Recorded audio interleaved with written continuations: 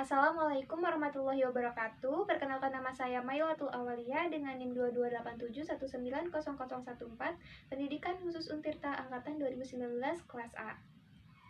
Di sini saya akan mempraktikkan mengajar anak berkebutuhan khusus, yaitu anak tunadaksa, pelajaran IPA tentang karakteristik dan anggota tata surya. Selamat menyaksikan. Assalamualaikum semuanya. Waalaikumsalam, Ibu. Selamat pagi. Pagi. Bagaimana kabarnya hari ini? Baik, Bu. Oke, sebelum pembelajaran dimulai, kita baca doa terlebih dahulu ya. Berdoa dimulai. Bismillahirrohmanirrohim. Rabbi zidni ilman warazukni fahman. Amin. Oke, selanjutnya Ibu akan absen terlebih dahulu ya. Amel hadir, Dino hadir, Septi hadir. Baik, semuanya hadir ya hari ini. Ada yang ingat tidak, minggu kemarin kita belajar apa? Magnet, Bu. Apakah semuanya sudah mengerti tentang Sudah, magnet? Bu. Oke, sekarang kita ke materi selanjutnya ya, yaitu karakteristik dan anggota tata surya. Baik ya, Bu. Sebelumnya, Ibu akan menjelaskan terlebih dahulu ya, apa itu tata surya. Tata surya adalah kumpulan benda langit yang terdiri atas sebuah bintang yang disebut matahari dan sebuah objek yang terikat oleh gravitasinya. Nah, sudah benda-benda ini seperti planet, asteroid, satelit yang mengelilingi matahari. Kalian semua sudah pernah melihat belum matahari? Saat waktu kapan kalian melihat matahari? Ya, saat malam hari kalian melihat apa? Bentar. Mari kita lihat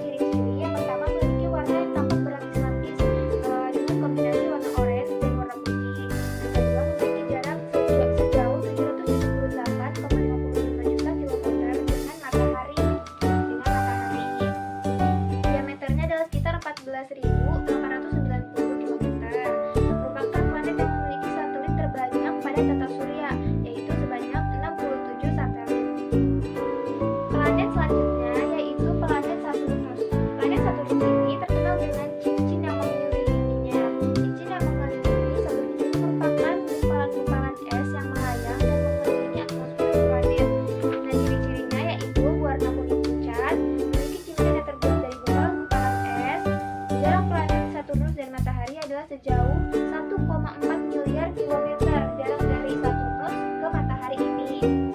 Nah, berdiameter sebesar 116.463 kilometer dan memiliki satelit terbanyak yaitu 56 satelit.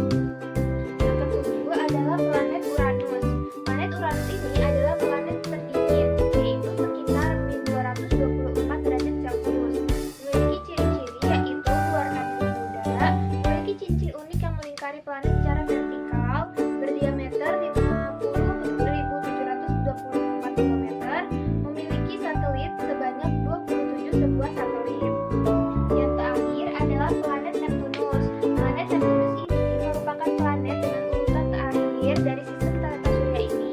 Nah, memiliki ciri-ciri yaitu merupakan planet yang berwarna biru, memiliki jarak sejauh 4,5 miliar kilometer dari matahari.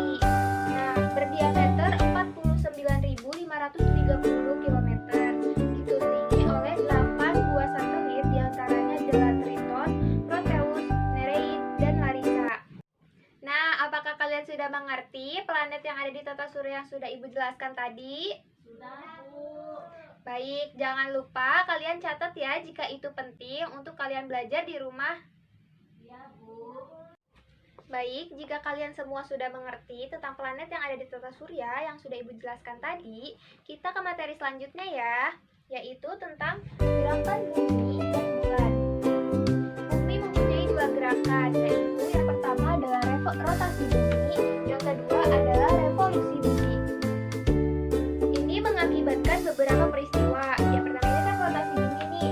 Rotasi bumi ini pada porosnya disebut rotasi bumi. Untuk satu kali rotasi, bumi memerlukan waktu sehari 23 jam 56 menit untuk dibulatkan menjadi 24 jam. Bumi berotasi dari barat ke timur. Gerak rotasi bumi menyebabkan berbagai peristiwa. Yang pertama yaitu terjadinya siang dan malam. Pada saat berotasi, tidak semua bagian bumi mendapatkan sinar matahari. Nah, bagian bumi yang mendapatkan sinar matahari ini mengalami siang. Nah, sementara itu bagian bumi yang tidak mendapatkan matahari mengalami malam. Peristiwa yang kedua yaitu gerak semu harian matahari. Matahari selalu terbit di sebelah timur dan tenggelam di sebelah barat. Nah, gerakan ini disebut gerak semu harian matahari. Gerakan ini dikarenakan adanya rotasi bumi. Bumi berotasi bergerak dari barat ke timur, sehingga akibatnya ini seolah-olah matahari dari timur ke barat. Peristiwa yang ketiga yaitu perbedaan waktu di berbagai tempat di dunia. Rotasi bumi menyebabkan adanya perbedaan waktu di berbagai tempat di dunia. Dalam satu kali rotasi, bumi membutuhkan waktu 24 jam atau 1 hari dan sudah tempuh sejauh 360 derajat. Jadi di setiap tempat di bumi yang jaraknya 15 derajat itu memiliki perbedaan waktu 1 jam dan seterusnya. Peristiwa terakhir karena rotasi bumi ini yaitu perbedaan percepatan gravitasi di permukaan bumi. Nah, perbedaan jari-jari bumi menimbulkan perbedaan percepatan gravitasi di permukaan bumi ini, terutama yaitu di daerah khatulistiwa dan kutub. Selanjutnya, revolusi bumi. Selain berputar pada porosnya, bumi juga berputar mengelilingi matahari. Gerakan bumi mengelilingi matahari ini disebut dengan revolusi bumi. Nah, untuk satu kali revolusi, bumi membutuhkan waktu 1 tahun. Revolusi bumi membawa beberapa pengaruh terhadap bumi, yaitu yang pertama pergantian musim. Nah, untuk daerah kita yaitu daerah tropis memiliki 2 musim, yaitu hujan dan kemarau. Yang kedua adalah gerak semu tahunan matahari. Matahari tampak terbit dari tempat yang berbeda di setiap periode tertentu dalam setahun. Padahal matahari sebenarnya tidak mengalami perubahan posisi. Kenampakan ini terjadi akibat revolusi bumi. Matahari seolah-olah bergerak atau berpindah tempat. Nah, gerak inilah yang disebut dengan gerak semu tahunan matahari. Materi selanjutnya yaitu gerakan bulan. Ada 2 macam gerakan bulan. Yang pertama yaitu rotasi bulan dan yang kedua revolusi bulan. Apa sih rotasi bulan itu? Yaitu perputaran bulan pada porosnya disebut dengan rotasi bulan. Membutuhkan waktu 1 bulan untuk 1 kali rotasi. Nah, untuk revolusi bulan ini apa sih? Sebagai satelit bumi, bulan bergerak mengelilingi bumi. Nah, gerakan bulan mengelilingi bumi ini disebut dengan revolusi bumi. Membutuhkan waktu sama seperti revolusi bulan, yaitu 1 bulan. Nah, dari semua ini terdapat gerakan terjadinya gerhana matahari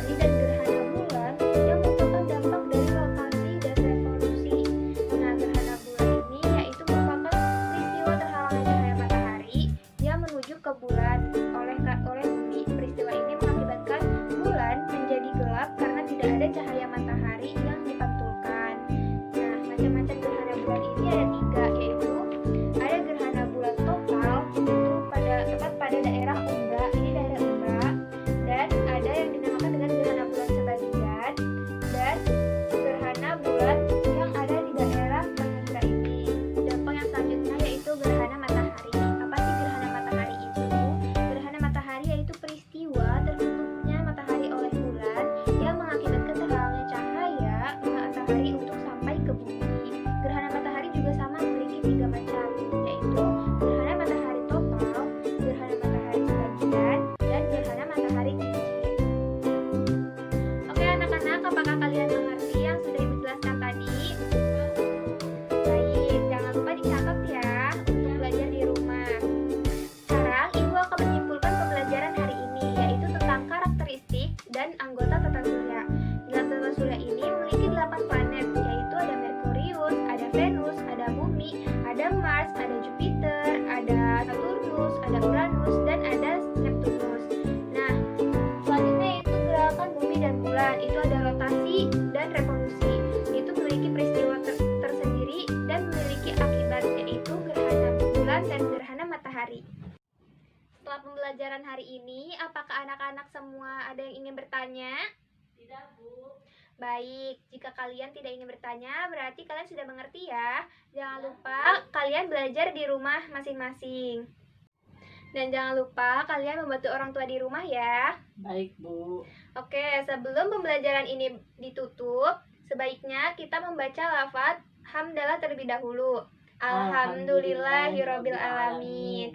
Oke, terima kasih anak-anak. Assalamualaikum warahmatullahi wabarakatuh. Jadi seperti itu simulasi pembelajaran IPA tentang karakteristik dan anggota tata surya untuk anak tunadaksa yang dapat saya paparkan dalam video ini. Kurang lebihnya mohon maaf. Wassalamualaikum warahmatullahi wabarakatuh. Sampai jumpa.